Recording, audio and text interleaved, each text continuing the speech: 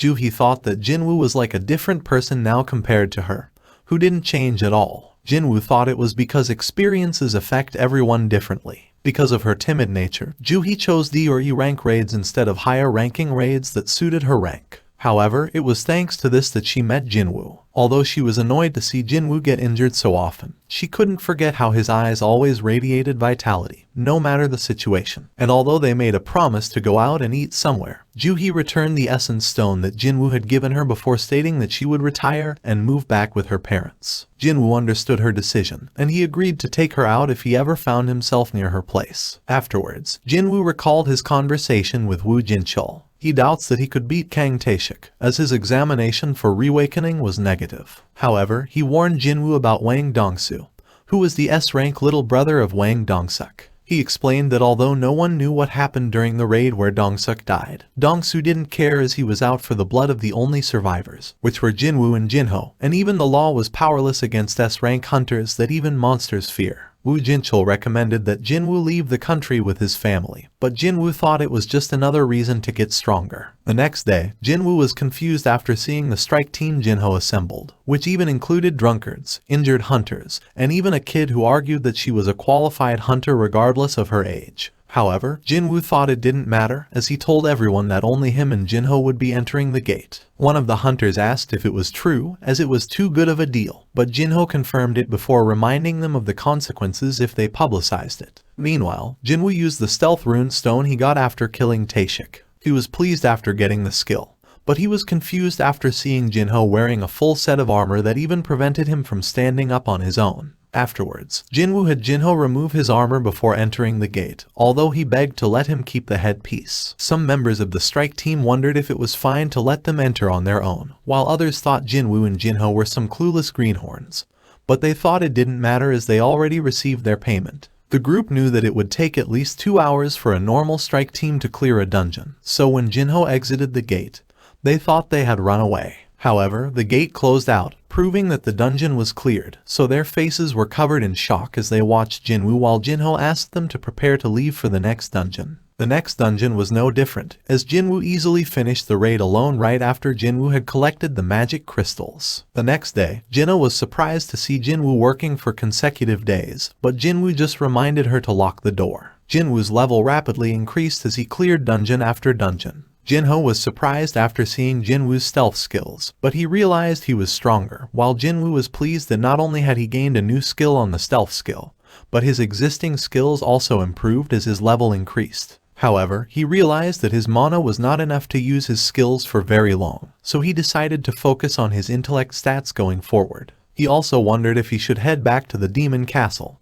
He wasn't certain if his current strength, which was between B and A rank, was enough to clear the dungeon. However, he suddenly received a notification that he had reached the required level for the job change quest. Inside the White Tiger Guild headquarters, Manager On was informed that C-rank gate prices had increased to 150 million won. He immediately found out that Jin-Ho was responsible for this.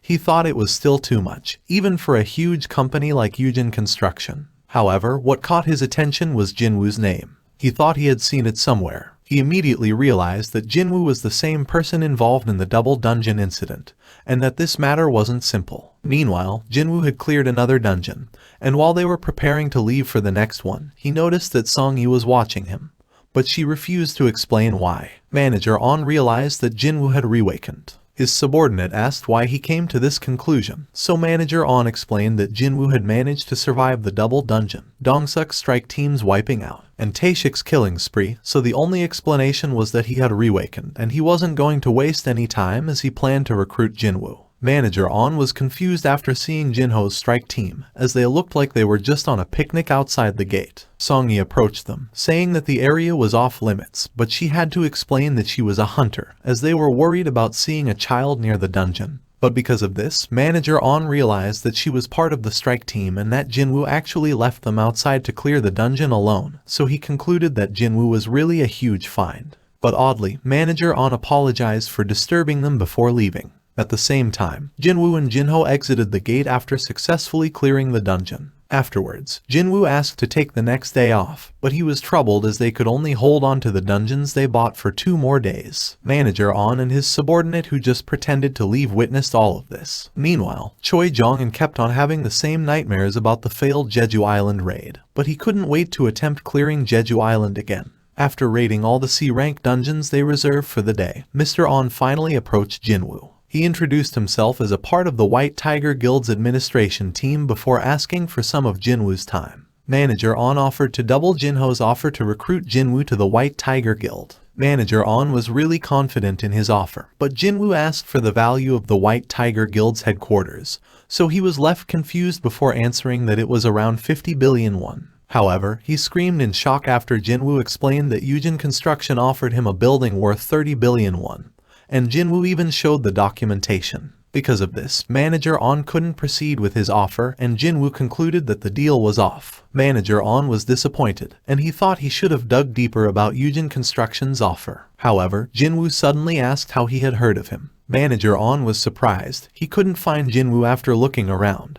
But he suddenly felt a small cut on his cheek, so he realized that Jin-Woo had the stealth skill. He thought it was the reason behind Yujin Construction's big offer, but he immediately apologized for looking up Jin-Woo's information. He explained that their guild needed C-rank gates for rookie training, so he looked up who was buying them, and it was when he came across his name. Jin-Woo asked who he had told about him. Manager On explained that only he and his subordinate knew about Jin-Woo, and he promised to keep his mouth shut, so Jin-Woo thanked him before revealing himself. Jin-Woo apologized, as he planned to continue monopolizing the gates, but he offered to sell 3 of the gates to the White Tiger Guild, which needed them to train their new hunters, and they agreed that each of the gates would be worth 200 million won after a little negotiation. Afterwards, Jin-Woo gave Manager On some healing potion to heal his wound. Manager On was shocked, but he assumed he had gained Jin-Woo's trust, and he told his subordinate that Jin-Woo was a bigger deal than he had expected. Jin-Ho was surprised after receiving 600 million won after selling the dungeons, while Manager On found out that he was actually scammed by Jin-Woo. He thought Jin-Woo's boldness came with his strength, but he suddenly received a message from Jin-Woo saying that this was the consequence of spying on him,